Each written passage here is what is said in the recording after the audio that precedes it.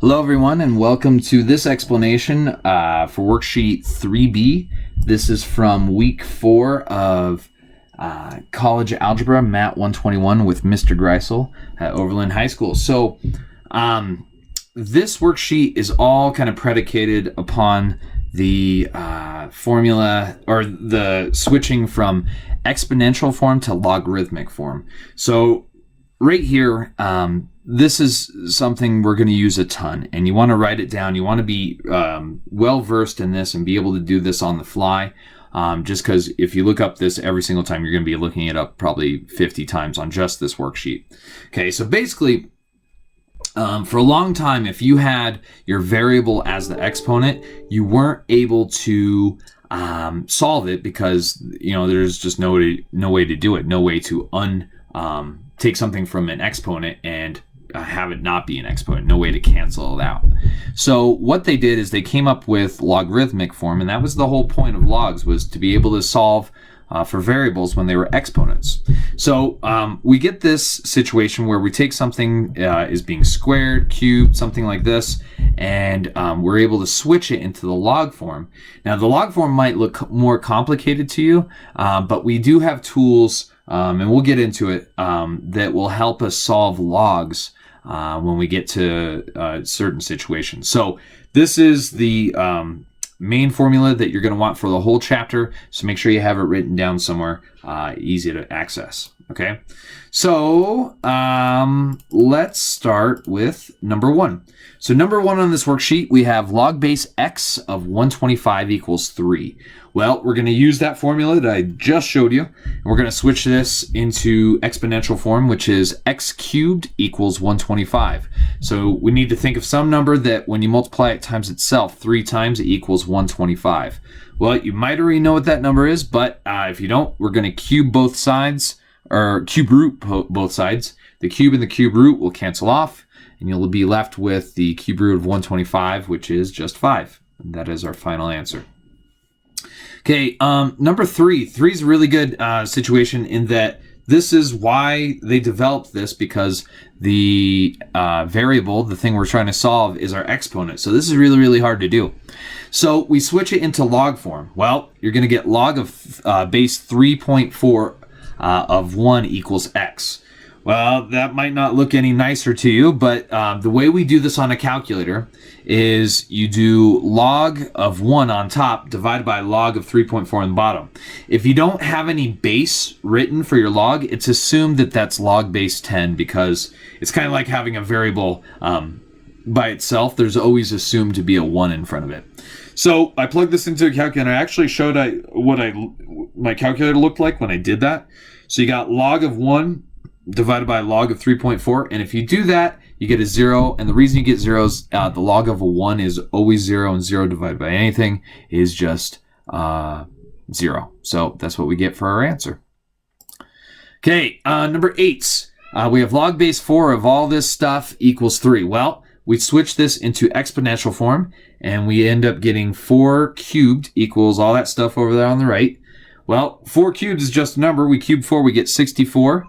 Then we subtract 8, divide everything by negative 3, and you end up with x equals negative 18.66666, repeating forever. So that is negative 18 2/3 if you call it a fraction. Okay, number 9. Number 9 is a little bit trickier because we have to start using those log properties that we talked about on the last worksheet. So we have just regular log of x and then a log of x plus 9. Both those have the same base of 10, and I included it on here. And since those are being added, we're going to multiply those two things. So x times x plus 9, and that all equals 1. So I switch this into exponential form. Well, I get 10 to the first power. 10 to the first power is just 10. And then on the right side, x times all that stuff is just x squared plus 9x. Well, this is going to be a quadratic, so I subtract 10 to the other side. I have it equal to 0 now, so I'm going to factor out the right side. I actually showed my diamond problem, all my work here. So you're looking for two things that multiply to make a negative 10 that add up to a 9. That's 10 and negative 1. And that's what the 9x gets replaced with in red. We put the parentheses in there. We factor out what we can. We pull an x out, pull a negative 1 out. And then you end up at the very end, 0 equals x minus 1 times x plus 10. Well, at the very beginning of this problem, they said, hey, tell me what x equals. So we can't just leave it in factored form and call it done. We have to actually figure out what x is. So two things being multiplied that equals 0. Either of those things can be 0 because 0 makes everything 0. So the first set of parentheses, what minus 1 is 0? Well, that's 1. The second set of parentheses, what plus 10 is 0? Well, that's negative 10. So my two answers are x equals 1 and x equals negative 10.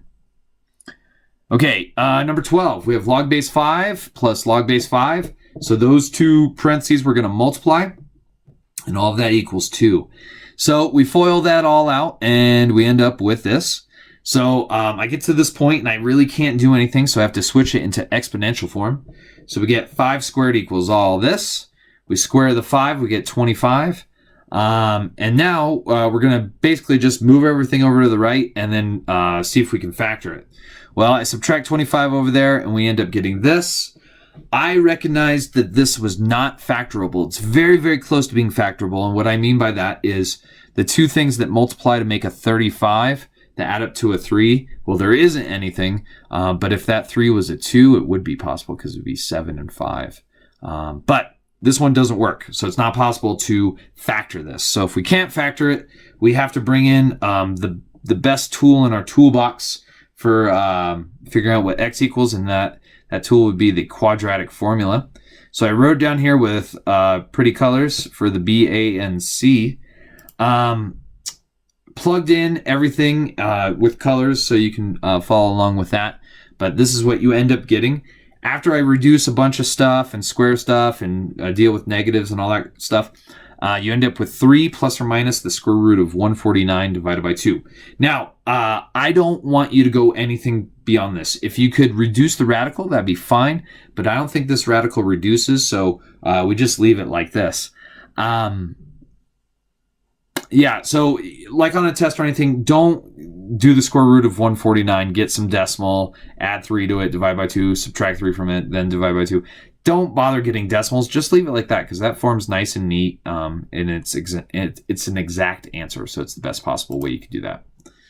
Okay, number 16. We have the natural log of blah, blah, blah equals 1.